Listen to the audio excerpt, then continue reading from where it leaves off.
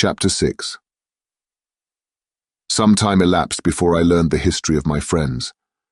It was one which could not fail to impress itself deeply on my mind, unfolding as it did a number of circumstances, each interesting and wonderful to one so utterly inexperienced as I was. The name of the old man was de Lacy. He was descended from a good family in France, where he had lived for many years in affluence, respected by his superiors, and beloved by his equals. His son was bred in the service of his country, and Agatha had ranked with ladies of the highest distinction. A few months before my arrival, they had lived in a large and luxurious city called Paris, surrounded by friends, and possessed of every enjoyment which virtue, refinement of intellect or taste, accompanied by a moderate fortune, could afford. The father of Safi had been the cause of their ruin. He was a Turkish merchant, and had inhabited Paris for many years, when, for some reason which I could not learn, he became obnoxious to the government. He was seized and cast into prison the very day that Safi arrived from Constantinople to join him. He was tried and condemned to death. The injustice of his sentence was very flagrant. All Paris was indignant, and it was judged that his religion and wealth, rather than the crime alleged against him, had been the cause of his condemnation.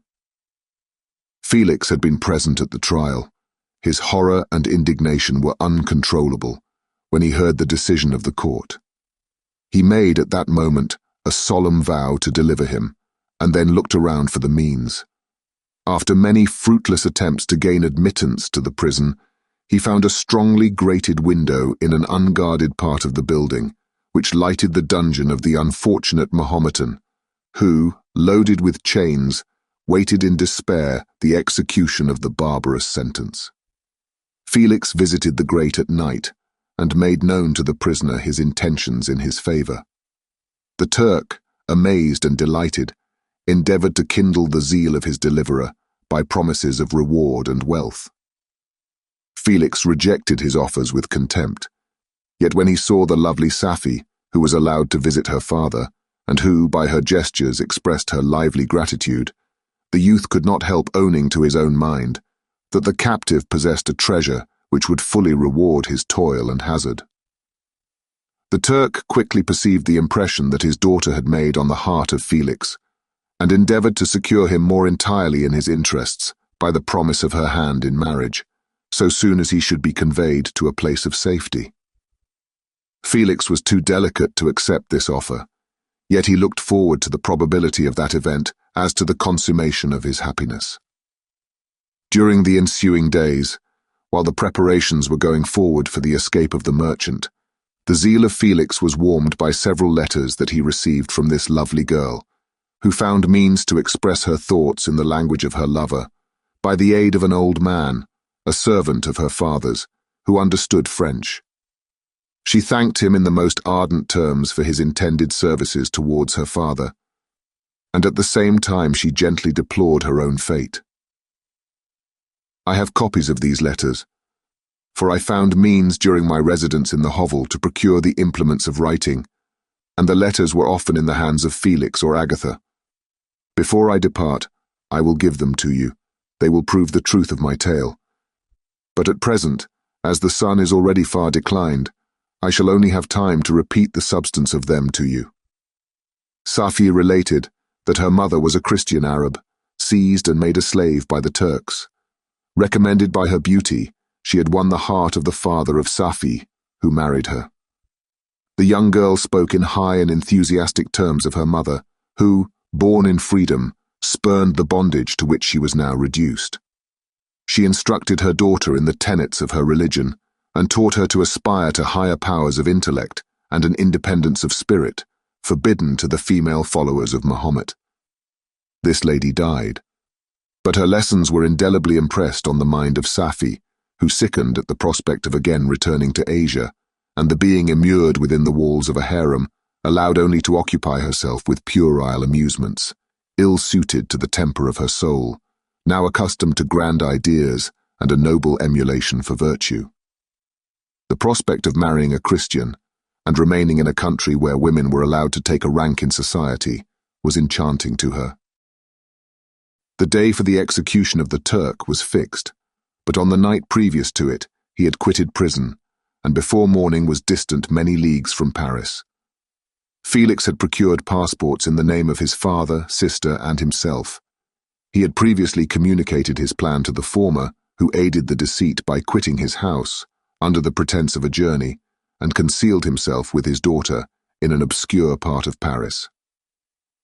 Felix conducted the fugitives through France to Lyon, and across Mont-Cenis to Leghorn, where the merchant had decided to wait a favorable opportunity of passing into some part of the Turkish dominions. Saifi resolved to remain with her father until the moment of his departure, before which time the Turk renewed his promise that she should be united to his deliverer, and Felix remained with them in expectation of that event. And in the meantime he enjoyed the society of the Arabian, who exhibited towards him the simplest and tenderest affection. They conversed with one another through the means of an interpreter, and sometimes with the interpretation of looks, and Saifi sang to him the divine airs of her native country. The Turk allowed this intimacy to take place, and encouraged the hopes of the youthful lovers, while in his heart he had formed far other plans. He loathed the idea that his daughter should be united to a Christian, but he feared the resentment of Felix if he should appear lukewarm, for he knew that he was still in the power of his deliverer, if he should choose to betray him to the Italian state which they inhabited. He revolved 1,000 plans by which he should be enabled to prolong the deceit until it might be no longer necessary, and secretly to take his daughter with him when he departed. His plans were greatly facilitated by the news which arrived from Paris. The government of France were greatly enraged at the escape of their victim, and spared no pains to detect and punish his deliverer. The plot of Felix was quickly discovered, and de Lacy and Agatha were thrown into prison. The news reached Felix, and roused him from his dream of pleasure. His blind and aged father and his gentle sister lay in a noisome dungeon, while he enjoyed the free air and the society of her whom he loved. This idea was torture to him. He quickly arranged with the Turk that if the latter should find a favorable opportunity for escape before Felix could return to Italy, Saifi should remain as a boarder at a convent at Leghorn. And then, quitting the lovely Arabian, he hastened to Paris, and delivered himself up to the vengeance of the law, hoping to free de Lacy and Agatha by this proceeding. He did not succeed. They remained confined for 5 months before the trial took place, the result of which deprived them of their fortune, and condemned them to a perpetual exile from their native country. They found a miserable asylum in the cottage in Germany, where I discovered them.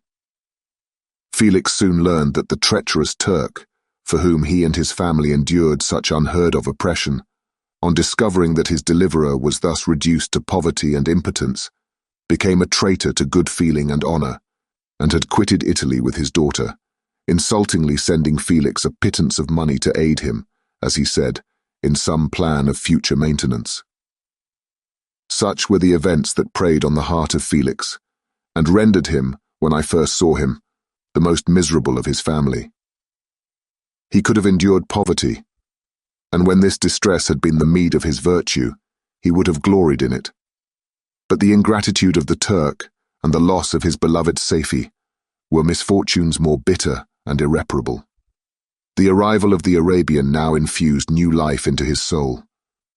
When the news reached Leghorn that Felix was deprived of his wealth and rank, the merchant commanded his daughter to think no more of her lover, but to prepare to return with him to her native country. The generous nature of Saifi was outraged by this command. She attempted to expostulate with her father, but he left her angrily, reiterating his tyrannical mandate. A few days after, the Turk entered his daughter's apartment and told her hastily that he had reason to believe that his residence at Leghorn had been divulged, and that he should speedily be delivered up to the French government. He had, consequently, hired a vessel to convey him to Constantinople, for which city he should sail in a few hours. He intended to leave his daughter under the care of a confidential servant, to follow at her leisure with the greater part of his property, which had not yet arrived at Leghorn. When alone, Saifi resolved in her own mind the plan of conduct that it would become her to pursue in this emergency. A residence in Turkey was abhorrent to her. Her religion and feelings were alike adverse to it. By some papers of her father's, which fell into her hands, she heard of the exile of her lover, and learnt the name of the spot where he then resided. She hesitated some time, but at length she formed her determination. Taking with her some jewels that belonged to her, and a small sum of money, she quitted Italy with an attendant, a native of Leghorn, but who understood the common language of Turkey, and departed for Germany. She arrived in safety at a town about 20 leagues from the cottage of de Lacy, when her attendant fell dangerously ill. Safie nursed her with the most devoted affection, but the poor girl died, and the Arabian was left alone, unacquainted with the language of the country, and utterly ignorant of the customs of the world. She fell, however, into good hands. The Italian had mentioned the name of the spot for which they were bound, and after her death, the woman of the house in which they had lived took care that Safie should arrive in safety at the cottage of her lover.